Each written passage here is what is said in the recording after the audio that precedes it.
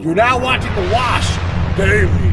Good news out of Johns Hopkins University. Researchers have found that 3 out of 4 medical patients found that cannabis is effective. It's big news because opiates are the big killer of people here in this country, bigger than COVID-19 even. More people die of opiates than out of almost any other drug out there. So it's a big deal, big problem obviously. So that's great news out of Johns Hopkins, further showing that cannabis does not belong on the narcotics list as a substance that has no medicinal use or that is dangerous. Also, big news today out of Virginia decriminalized cannabis. Now possession charges doesn't get you arrested or anything. Now it gets you a civil fine.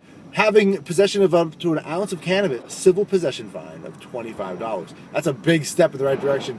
Just recently, a gram or 2 of cannabis, you would be going to jail. They're also going to be sealing records for employers and for schools and of previous cannabis offenses. So good job. Hopefully the rest of the country will start to take on the same perspective. Anybody who's incarcerated should be let free, federally or not.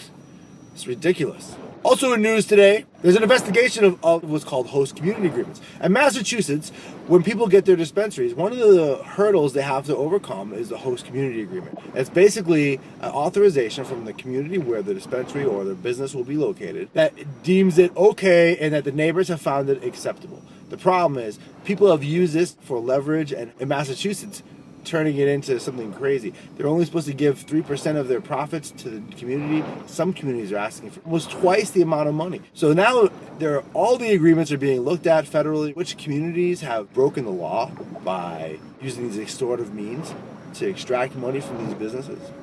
The CCC has been aware of this problem for a long time and recently has authority in oversight of this HCA agreement. One of the anti-cannabis members of the CCC, Kay Doyle, is stepping down after her 2-year term is now over, so we're so sorry to see her go. Kay Doyle, she's anti-cannabis, appointed by anti-cannabis Maura Healey and anti-cannabis Charlie Baker. That's good that there's less anti-cannabis people in the CCC. Kay Doyle and Britt McBride were the 2 anti-cannabis members who were pretty much anti-cannabis and against cannabis, and it doesn't make any sense why they would be in charge of this thing, but they are. And at least Kay's out of there now. Good job. Hopefully Britt will go next. See you later.